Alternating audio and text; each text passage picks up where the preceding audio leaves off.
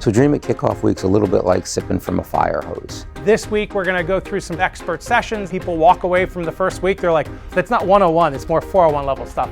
The biggest surprise of Dreamit has been how pragmatic it is. I think I'm most surprised during week one at the breadth of knowledge that exists in the room at one time. At some point as a startup, you're gonna try to land a meeting with someone, right? Luckily, I have a lot of experience in this because I did this for the National Security Agency. So the Dreamit Kickoff Week establishes a baseline in a few different areas. There's areas of improvement which are very similar. It's probably a mark of this stage of company where you're going from a seed to a Series A. I really feel that Dreamit, they've seen it, they've done that. They're going to help me avoid so many mistakes, but also they're going to help us be able to find that right strategic backer who can really catapult us to that next level. As founders, what is your number one job? Keeping the company well capitalized. I really enjoy Kickoff Week. Remember, our program is very individualized and curated. So spending time understanding how we leverage all of Dreamit's extensive resources is really critical. As a company, you're trying to go 1,000 miles an hour. And sometimes you forget to focus on the basics. And the coaches, they help you understand what are your immediate risks to the business. Complete that, what are the action items you need to take right now in order to get to the next step. Historically, I find most one-pagers suck.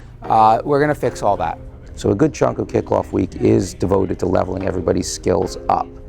The thing that we do that sets the tone for the rest of the program is a 2-hour deep diagnostic dive into the company. And we probe for weak spots and make sure that by the time they go on the investor sprints at the end, their business, not just their deck, their business is rock solid.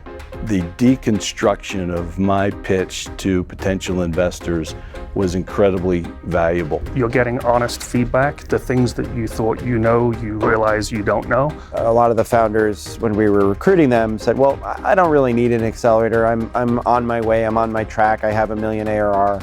And those founders that just got done with the first week, every one of them came to me and said, wow, I can't thank you enough for the deep dive session and the advice that you gave me. Nobody's yet done that for me. I didn't think I needed that, but I really did. So Dreamit is an intensive experience, but I thought it was a useful experience, and I suspected it would be, and enough so that I wanted to bring my co-founder and our VP of Customer.